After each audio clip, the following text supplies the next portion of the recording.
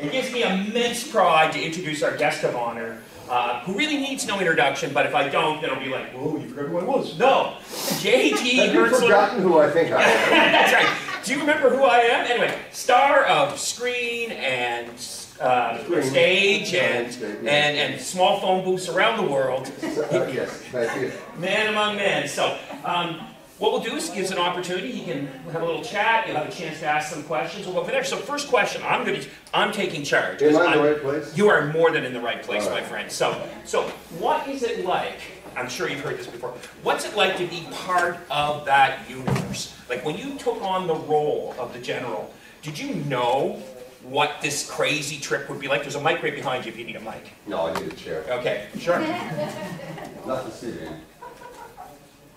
It's a prop. It's a prop, okay. Oh, it's that kind of show. Good. So, was there a question buried somewhere? Yeah. Yeah. The question. Yeah. In fact, I better take off my. This is this ring I wear is the Cross of Lorraine in Alsace-Lorraine in France, between France and Germany. That little area has gone back and forth between France and Germany for eons and eons. But it was the symbol of the resistance to the Nazi occupation of France in World War II, the Cross of Lorraine. And I wear it, as many people do in my country, America, because we can't stand Trump. And that's the resistance to Trump. It's also the symbol of the Maquis, which you probably know about. And it was also called the Maquis in World War II in France. Wow. Are there any French people here? French speakers? Sarah, you're not. Very close to Quebec, but I don't speak any French. Right. Most of mine's gone away. What? Most of mine's gone away. I used to. I'm out of practice. You have barely speaking English there. Yeah. Oh, welcome to Newfoundland. The beard, I think. The beard. My attorney on my headphones says, "Don't be rude." It's what I do. It's my shtick. It's my shtick. I'm rude. I'm in the land of nice, Canada. Blame Canada. What was I saying? I was going to tell you a story about something, but now... I had asked what was it when you took this on, did you know? No, I didn't care about the question. That wasn't Fat Apollo was one of my favorite people. I met Fat Apollo in Halifax. That's right, yeah. Well, how many years ago was that? Gee whiz, almost 6. 6 years ago. Yeah, 6 years. And then I had to see him again this time, and I've been avoiding him for 6 years. It was a deal breaker. Yeah. He said, "You're not going to have Fat Apollo there, are you?" And he said, no, you won't, And there he was. Yeah, it was between, when we were shooting Star Trek Deep Space Nine, and I was Martok, I had a long break between scenes one day, and I said, "You mind if I get a golf cart and just, I want to go over to the store and get something." They have a store on the lot. Has anybody been to Hollywood here? If you get a chance to go, it's worth taking either the Universal tour or the Paramount tour, because the Paramount tour of Paramount Studios is not a big thing. It's just you walk around, you look in the studios, you can go into the sets when people are filming something and whatnot. Universal is an entire industry. They got incredible stuff. But Paramount is low-key. And there was this group of people walking by with a tour guide, one of the guys from the Paramount Studios, and I was driving by and he said, "Oh, John, JG, can you stop and talk to my group a little bit?" Because I had on my Klingon makeup, with my Klingon tee, and a t-shirt, because I had the uniform off, because it was like 180 degrees, but I had pants on, which is a good thing. And I said, "Sure." So I said, this is actually going to get me in trouble, but I said, "Oh, well, it's good to meet everybody.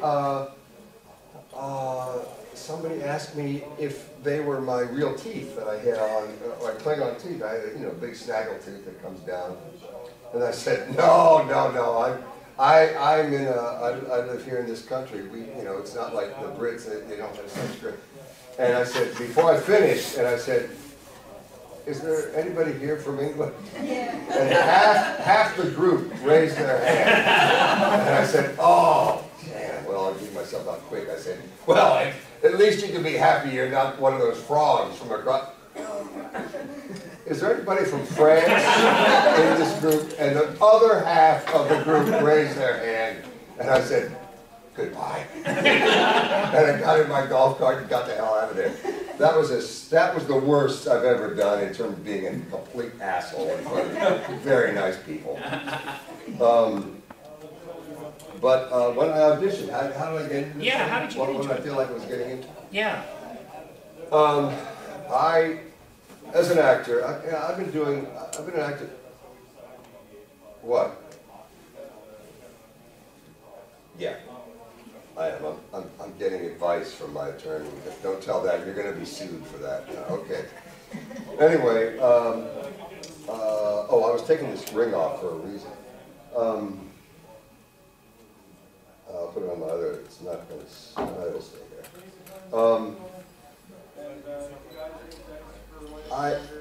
As an actor, as I said, I've been an actor for 45 years. I worked for the federal government right out of college. And I spent a few years in graduate school, a year in law school, when I said, no, I don't think I want to be a lawyer. And then I auditioned for a local play, and that's where I got started. And but when I was auditioning, I guess I auditioned like 11, 12 times for Star Trek. And I would come in and say, thank you, John, for coming in, and go away and never hear from them. And I got several callbacks for Gold Ducat. I really wanted to be Gold Ducat. Just a mean guy. Because I was an outside linebacker in college, and I didn't have any athletic skills. I just was mean. And I enjoyed being mean. I still enjoy it. I can't quite get away with it as much as I used to. Because I'm old and slow and I can't run. Except with Fat Apollo. That's right. If we're ever being chased by bears, you want me there. Yes, you just have to be faster than me. Just a little faster than you. Just a little bit. Anyway, I was pissed off. I finally got let's see. Yeah, this is after I'd done a CD-ROM for Jonathan Frakes, was the director of it, about Klingon. Bob O'Reilly was the lead. He was Gowron. He was the main. I got that game. You got it? Yeah. And I play the old Klingon. Yeah. The old guy. Yeah. And I'm the first one that Patak picks on to climb his way to the top in that game. Anyway, the only reason I got cast in that was because my mother teaches Latin, but that's another story. I was sitting, I was angry about something. As I say, I'm basically an angry guy. And I was sitting next to the studio, and a guy walks by who was a casting director for DS9, and he said, "Oh, John, you might be perfect for this. Why don't you take a look at this role?" And I said, "What is it?" He said, "It's a Klingon." I said, "Oh, jeez." Like Alan Rickman, in Galaxy Quest. I said, "I'm an actor! I don't wear this rubber on my head! I do Shakespeare!" I didn't say that at the time.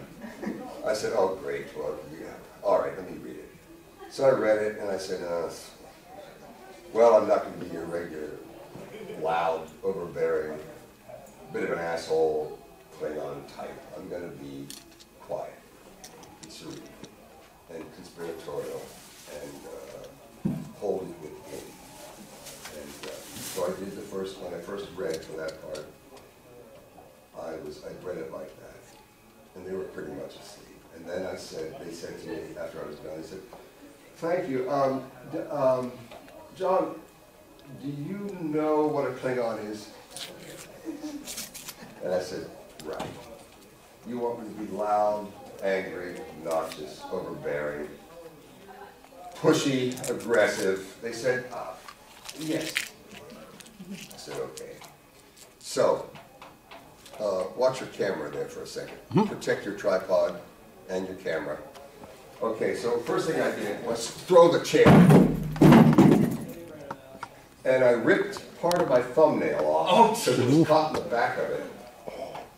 But it was a lighter chair, and I could throw it and it stuck into the plaster wall because it was an old chair with the sharp feet that had the rubber thing off because it was a sharp folding chair, and it stuck into the wall between two pieces of lathe that were, it wasn't drywall, it was old plaster and lathe walls because the studios were built in the 20s. Anyway, so the chair sticking in the wall and my thumb was bleeding, and I wasn't aware because I was already angry with him. So I was gesturing like that. Don't tell me what I have to do, blah, blah, blah. And the blood was going, and then I stopped, and it was just my arm was down. It was just, and blood was, and that's when I noticed it. I said, where's that? Oh. And they said, thank you. And I left. And later they called, and I got the role. And I don't know if it was the blood or the chair, or they were too scared not to hire me one more time. I don't know, but the agent, it wasn't my agent, called me and said, one of my best friends in Hollywood was a guy named Ron Canada, and in New York and in D.C.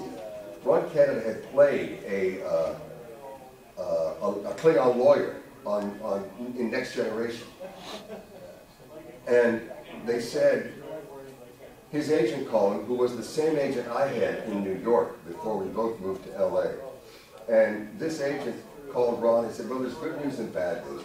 The bad news is you didn't get the role because Ron had been told by the producers that he had the role of Martok, except they had to see one more guy. And that was me. And so his agent said, well, the bad news is you didn't get the role. And the good news is your best friend did. Which I'm not sure. It's like sort of like bad news and bad news. Anyway, that's the story of how it started. And no, I had no concept of Star Trek being a commitment for the next 30 years. It's been 20 years, even on the convention circuit.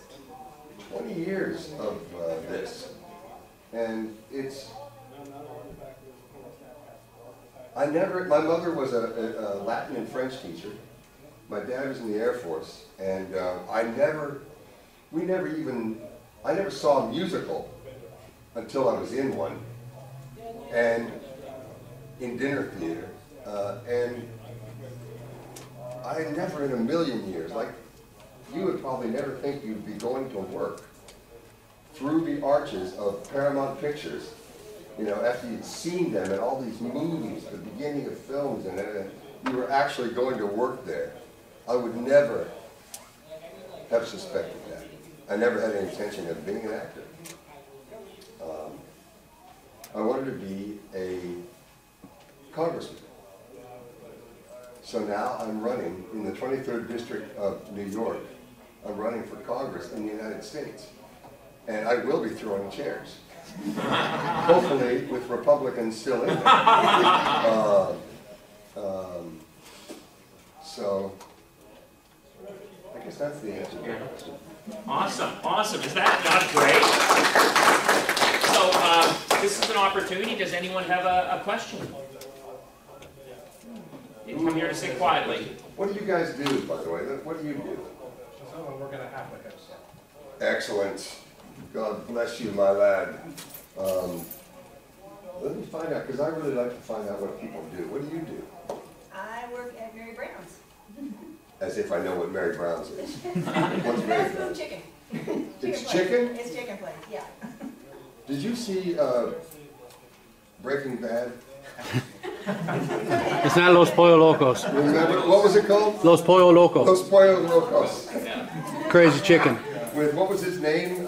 Gus. Gus. Scary guy, Gus. Yeah, that was funny. So is anything like that going on in your Mary Brown's place? Not that I know of. Okay. Well, we don't know for sure, do we? I don't think Newfoundland has a big meth problem. I would reconsider that. Yeah. It's a business opportunity. Yeah. Franchise. Yeah. Of course, he was a science teacher in high school, so he knew how to do the thing. And that's what got him into trouble.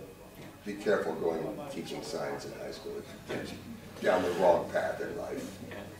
Anyway. When you were playing Marta, and you had the makeup over the one of the eye, did you ever run into things because you couldn't see it? Because you had your eye covered up all the time? No, I have a bad left eye anyway. Oh, yeah.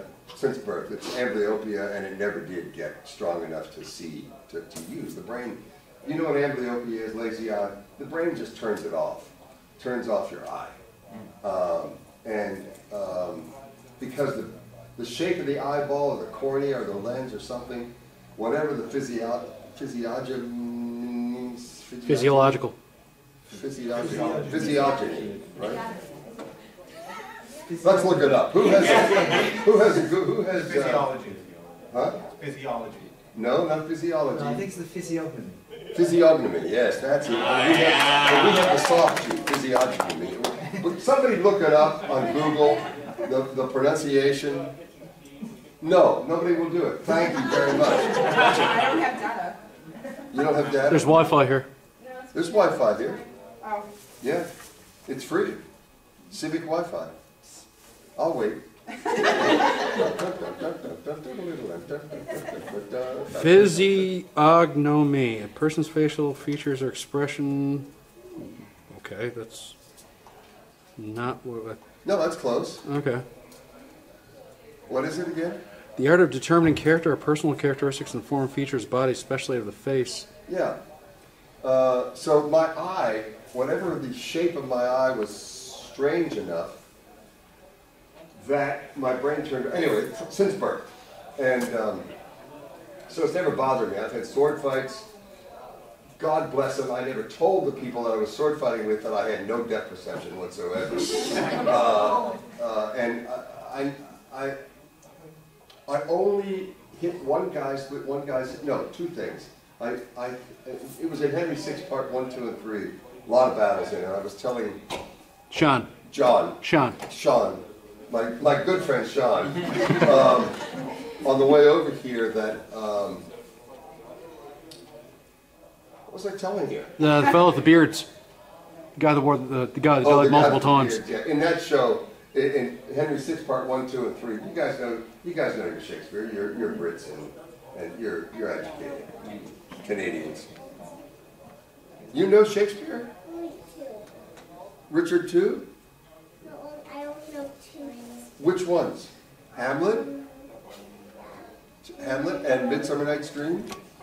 No, Romeo and And what? Romeo and Juliet. Romeo and Juliet. Oh, I've played Juliet's dad a lot. I've always been Lord Capulet. You know Lord Capulet? He's a mean guy. That's why I got the role. You know Jamie Cromwell? Did you see Babe? Remember Farmer Hogg? Yeah. With the pig. Jamie Cromwell, yeah. You remember him? The farmer who owned Babe? He played Lord Capulet a lot. In fact, we both worked in the same show as Lord Capulet. He followed me. Anyway. Then he became Prince Albert. Then he became king. And, what's that? My lawyer.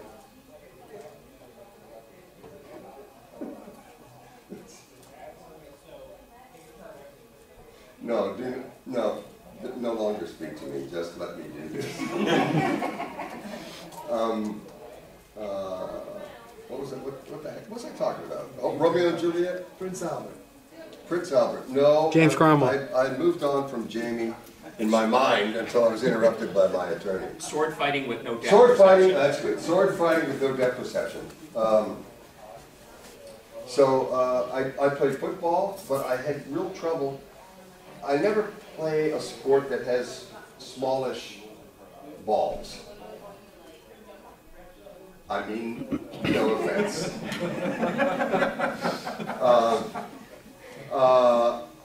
But because I can't see them fast enough, and they hit me in the head, and that's a bad thing.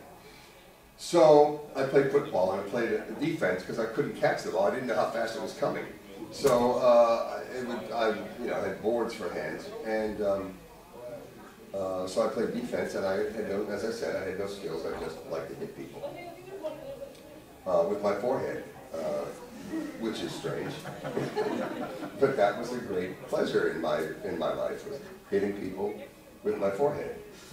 Yeah, and it explains a lot. So, anyway, I don't know why I was telling that story. Does anybody have any? See, I hit my head a lot. So Any other questions? Anybody got anything? Yeah, go ahead, buddy. Queen. Remember, it's Who knows the words to the Mighty Queen? Just the beginning. Who knows? Is it look out with?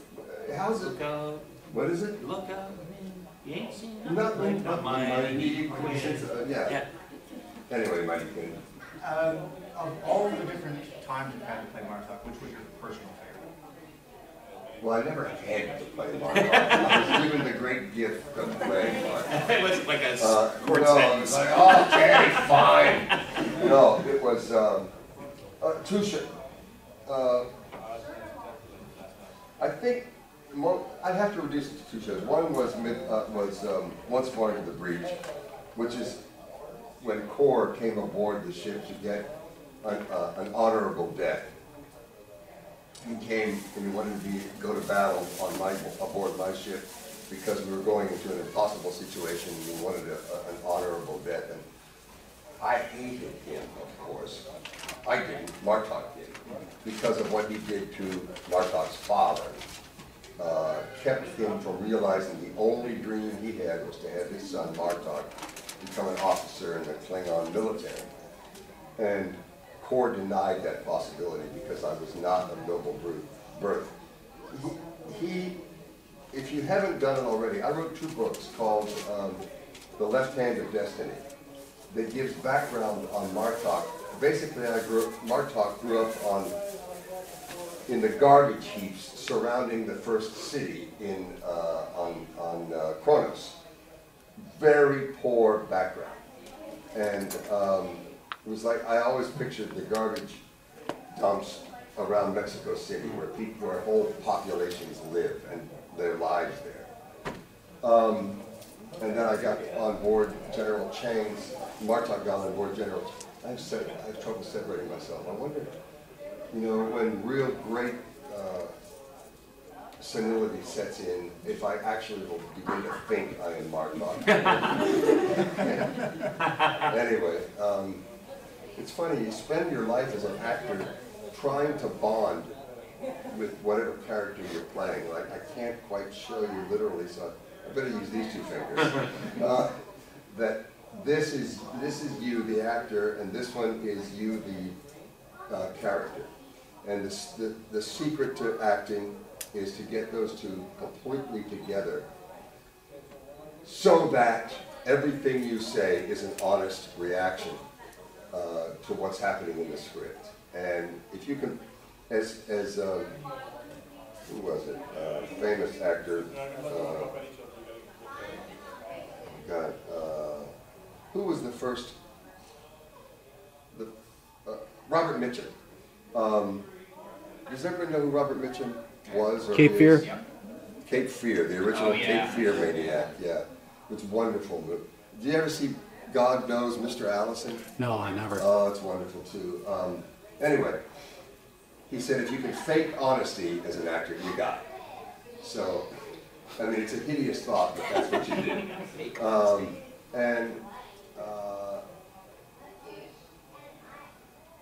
I'm debating going into technique for acting. You don't want me to go there, so I'm not going to go there. But it's funny you spend your life trying to become one with a fictional character, and by the end of it, like let's say for 20 years from now, I'll be unable to separate the two. So you're like, General Marta! Marcha! Please, Mr. Herztler, would you please be quiet? Yes, you laugh. It's very funny, isn't it? Yeah, it's funny. I'm there. I forget why I was telling you that story, but... Separation of character and actor? Yeah, but who cares about Yeah. that?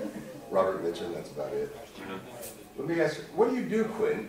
I work for an online movie company, so we deal with all the studios, let's say, Paramount, Warner Brothers, Fox. Oh, can I write you a check? This is the beginning of a wonderful relationship.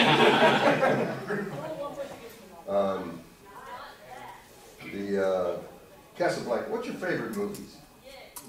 What's your favorite movie? What's your favorite movie? Let me pick out somebody first. You pointed at me. Do you know what movies are? Yes, I know what movies are. I'm trying to think of the last movie I watched. No, not your last one. Your favorite movie. What comes to mind? You don't have to think about it. Don't censor it. Just, what comes to mind?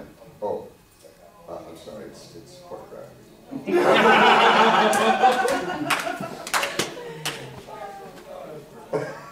She can't talk now. No. Woo! Yeah, youngsters here. I like the last Logan movie that came out. The Old Man Logan one, eh? Yeah, Logan. That was really good, yeah. Logan? Yeah, the last one that came out. The last one. It's like Logan 3. No, it's Logan, like very.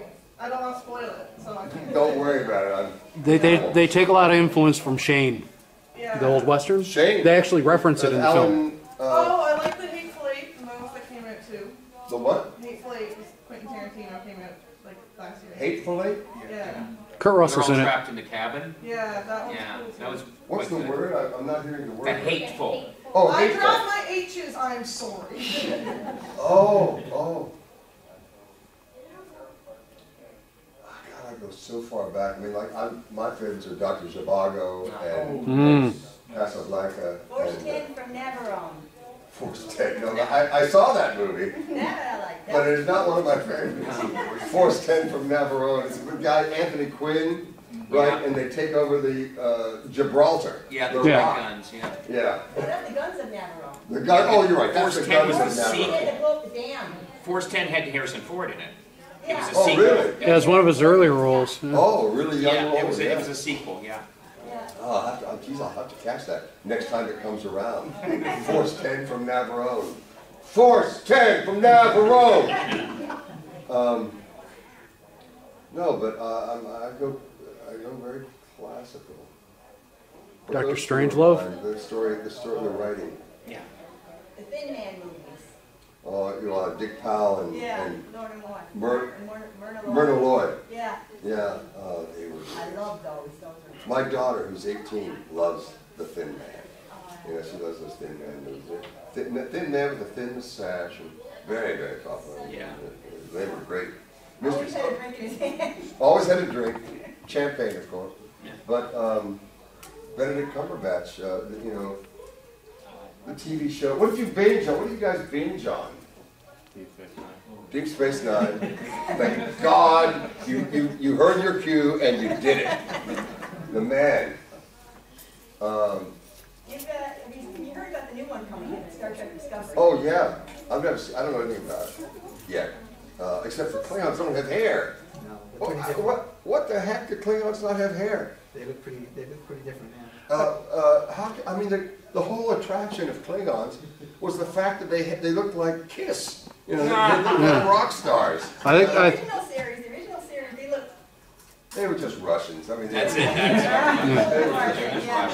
I think what Wait, are there any Russians here? Good. I think what they're doing is they're trying to say they're from another part of the empire, kind of like Right. dealing with different ethnic groups within So it was Klingon too Empire. hot there, and the hair Yeah. burned Yeah. off. Yeah. Well, They could be Hare Krishna Klingons. Oh. I wrote Hare, Hare, Hare, wrote a hip hop number. Have you guys, anybody heard the Klingon hip hop? No. You know hip hop? Well, I'll do a little bit for you. Okay. Are there any, beatbox has already disappeared, but can anybody do any beatboxing, like, with a beat that goes like, that's like tempo, but you do things, strange things with your mouth, go, Like Bismarcky. Bismarcking? Bismarcky, he's a big beatboxer. Oh, well, it doesn't matter. Just go, don't do anything. I'll just imagine it. Everybody asking us, what is the matter? The ratings, the action, the baby's getting flattered. It's the Klingons, baby. The Klingons. There ain't no Klingons, baby. We're the Klingons. Now, Enterprise ain't running, ain't no episodes of shooting, ain't no ridge on the bridge, so they started out losing. Trek without Klingons. What could they be thinking? Why without blood in it, even with the drinking? If there's a problem, we'll resolve it. You kill them all first. That's the only way to solve it. Klingons, brother. The Klingons. There ain't no Klingons, baby. We're the Klingons. Now, claws on our boots. We always be in fashion. They go crazy when they see the passion and a bat left. Got to see a little slaughter. We are the sons, and don't forget the daughters. Bring on the Klingons, no others needed here. Galron, Martok, the men you love to fear. Bator, Lur, Sakor, and Brother Worf. Honor and glory, yo, stick your metamorphs. If there's a problem, yo, we'll resolve it. You kill them all first. That's the only way to solve it. Founders, Dominion, even the Treaty Borg. There ain't nothing next to us. Who won the freaking war? We out. All right. Wow! Oh, Yeah. smokes, that was hilarious. That's so good. Helps.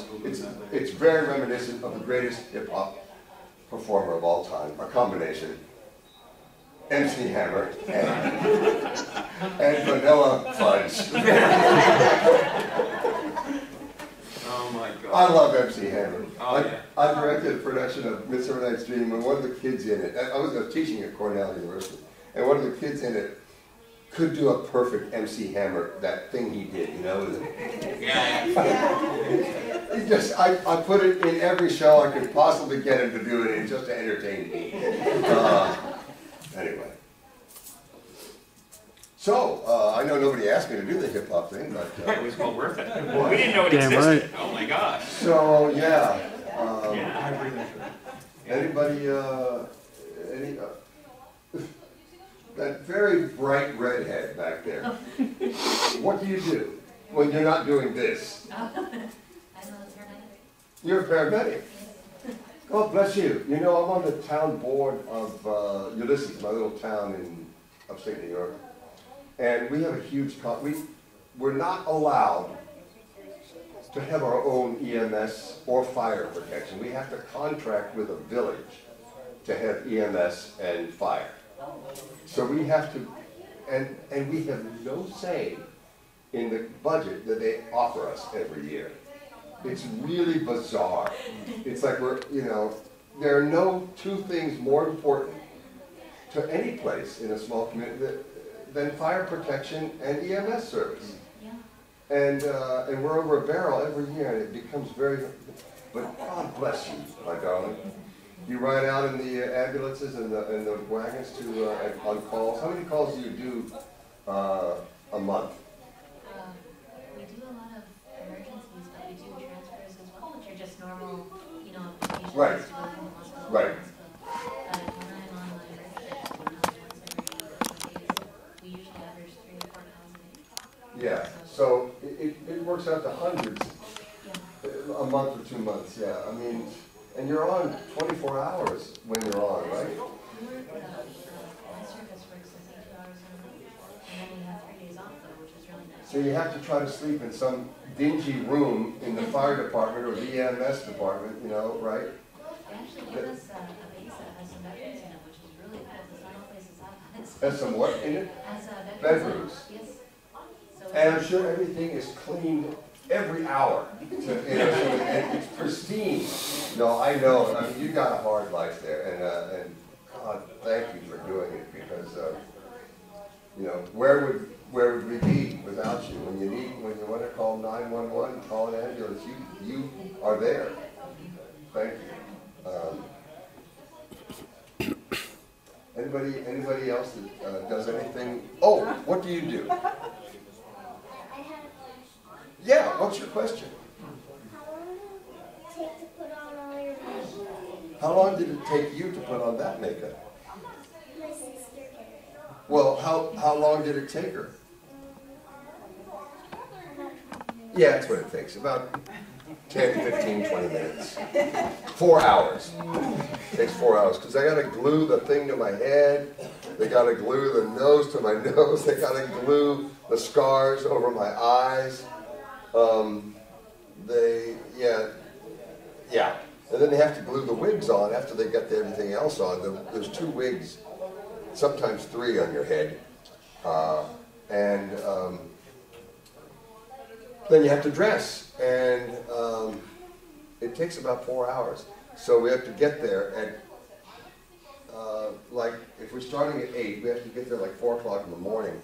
And the only people there or awake in Hollywood is the guard at the gate to Paramount Studios and a Klingon driving in to get made up. It's a very strange feeling, but... Was it a good break when you got to play Roy in Far Beyond the Stars? To not have to sit in that chair and get glued on for 4 hours? Oh, no. One of the reasons I really like being a Klingon is because I didn't have to look at myself. I can't stand... I never have been... I don't like people looking at me. So I like being a Klingon. Because you're not... You know, it's a full body mask. You know, from the claws on your feet... Yeah. To the top of your head. It's a full body mask, and you get to fill the mask. Now, how long does it take to get out of that makeup? Sometimes 2 minutes. Rip. On a very long, hot day, about 2 minutes, but nothing is usable after those. Yeah. Again, no, about an hour, because they have to break the adhesive down and stuff, and they tape, and they, you know, sometimes they put their heel of their boot on your forehead and try to pull that stuff out. Yeah, but anyway, does that answer your question? About 4 hours to get that stuff on. Yeah. Almost full day full. Yeah, almost the same. But what is that thing you have in your arm? What is that? It's a mango? It's a character from the computer game. Oh, it is. Five Nights at Freddy's, isn't it? Yeah. Oh, see. A lot of the kids are nuts about that these days. My daughter's 18, so she's you know, SpongeBob SquarePants things and Pokemon back in the day, and Bakugan, and what was the other one? There was another god. Digimon? Digimon, maybe? Digimon, yeah. And what did we have as kids? We had nothing. We had like an old baseball bat and a ball. That's about it. What I always wanted, the one gift I wanted as a child in the 60s and 70s, I wanted, you probably remember this toy, it was Major Matt Mason, and it was a space toy, right? And it was like G.I. Joe, but for space. Oh. And so it was like amazing. It had like those crazy ships. I'm like, oh, I so want this. So my mom says to me one year, she goes, yeah, I think you're going to be really happy at Christmas. So we had the Sears Wish Book. Remember the Sears Wish Book with all the toys? And you go through it, you marked what you wanted for your parents, because Santa would find out. So I'm like, I'm getting this, I'm so excited, right? So I run down Christmas Eve, or Christmas Day, open it up, no Major Matt Mason. No! It was the knockoff, Billy Blastoff. So the equivalent of it is, if Major Matt Mason was G.I. Joe, Billy Blastoff was Fisher Little People, right? It was for babies. So my mom's like, and I'm like, so that's how I learned to be a liar. I learned to do this. But of course, you can't let your mom down. And it's funny because my son is autistic, and he's amazing. But one of the things with autism is he's scrupulously honest. So honest, right? So I can remember, like his grandparents are like, here you go, Harley. His name's Harley. Here's a gift. And he goes, I don't like that. And you're like, Harley? And he's like, but I don't. Right? So it's hilarious. Oh, no, that's great. He's a hilarious kid. No, I don't remember. That was after my time. I was before your time. Yeah. Two strange things I remember was And I remember the TV jingle does. There's nobody here that's old enough to remember this, but on og, half turtle and half frog. The hell was that thing? I wanted one on og, and the other thing was a car that you could roll as fast as you could into the wall and it would explode. Yeah. That was a great thing. Yeah, I mean, roll that car and it had a little spring-loaded trigger. When it hit the wall, it would just go flying everywhere. And then, of course, darts, which you throw at each other. Yes. Lawn darts. Darts. Good old lawn. Yeah, yeah. Oh, got a lawn dart. Did you get any lawn dart, like, impalements? Not yet. Yeah. Jeez.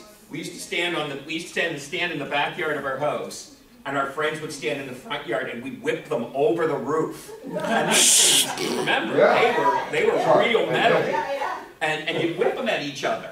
And I think, how did we even survive? Like, Oh. how is there? Oh, we shot, the BB guns at each other. Oh, yeah. You know, Oh, You got it. Yeah. The good old Daisy don't multi-pump. listen to any of this. Yeah. This is all bad. Oh my God. But I was in a rock and roll band with my best friends, and we were in Michael's basement, and I remember we were throwing darts at each other.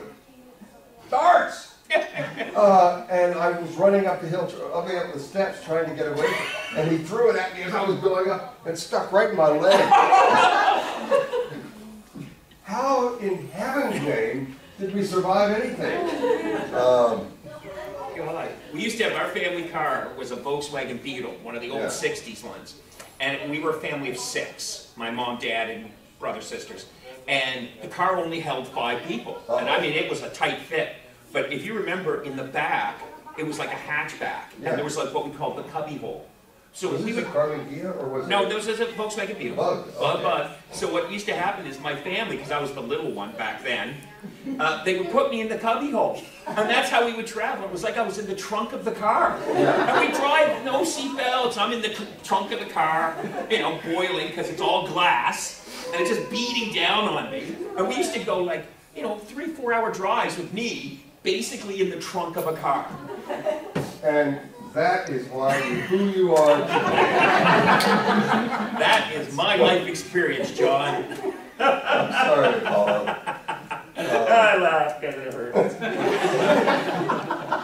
I thought you were going to say they lashed you to the top. Like, this is your cake flowing, and that's when it started. Well, that's not bad. Yeah. I'm sorry. That's all right. F.A. I'm okay, baby. All right, any other questions? We're coming towards the end of our time, so does anyone have any other questions or any final comments or anything? Do you use your experience from Hollywood and all that when you're going into political career? Good question. It's a double-edged sword, because they want to write you off as, oh, he's just an actor. He's not serious, he's just an actor. So Reagan. Yeah, well, so is Rick. But Not Trump, so. Trump, yeah, he's just, Trump is just a con man from the first order, a rich boy that was, never had to worry about a thing in his life. It's a double-edged sword because it is important to use, and it's this experience of talking to people in conventions where you don't know what's going to be asked, and you really, everything is an improvisation. It helps. It helps being comfortable in front of people and risking stories and whatnot. That helps, and you can pick up the tone of the audience. But in a political situation, they mostly all hate you. So they want to say, make us like you, basically is what the vibe is. And it's a little bit different that way, but it still helps, this background helps. What's hard for me is just keeping track of everything that I want to say. I've been an activist I've been an actor for 45 years, been an activist for 50 years, in terms of political activist. I was arrested down trying to protest the entrance of gas tankers into an area in New York where they were going to be dumping their gas into salt caverns underneath the lake, Seneca Lake. which, if the geology was at all questionable, the liquid propane, liquid gas could leak into the lake and destroy. Those lakes are 856 feet deep, and it would have destroyed one of the greatest repositories of fresh water in the United States, outside of the Great Lakes. And so we were, Jamie Cromwell, the guy from Babe, and I were both arrested, and 20 other people from Ithaca area arrested that day for protesting. And it wasn't trespassing, it was disorderly conduct charged us with. So I've been on probation for a year. Now I can start, right, it's over now. I can start demonstrating. Jamie gets arrested a lot. Did he give you any tips? Jamie got arrested because he refused to take a plea in court. And he was arrested and spent some time in jail. Jamie goes back to marching with the freedom marches in the South. Jamie, he knows every song. He's he's a warrior, and he's an incredible guy and my hero. So I don't know why I was telling you that. I have a record. You got to cross the border. That's all that matters. That's right. I got to cross this time. Yeah, it's going to be different though, because you probably know, we're legalizing marijuana July 1st. I heard about that. Yeah, and so that's going to cause some problems. I mean, yeah, the entire country. Yeah. Recreational. Yep. Yeah. Recreational. So that's what you get when you get a Trudeau. Trudeau's like, yeah, let's do some Well, you're pot. going to have a real immigration problem, because we're going to be streaming over that wall.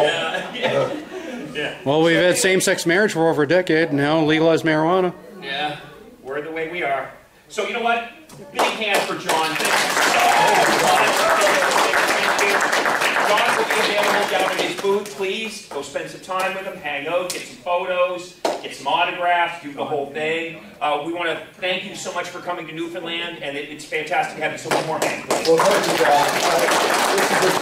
I've been to St. John's, and I said it was bleak, windy, and just barren. And this place is fabulous. Anybody here from St. John's?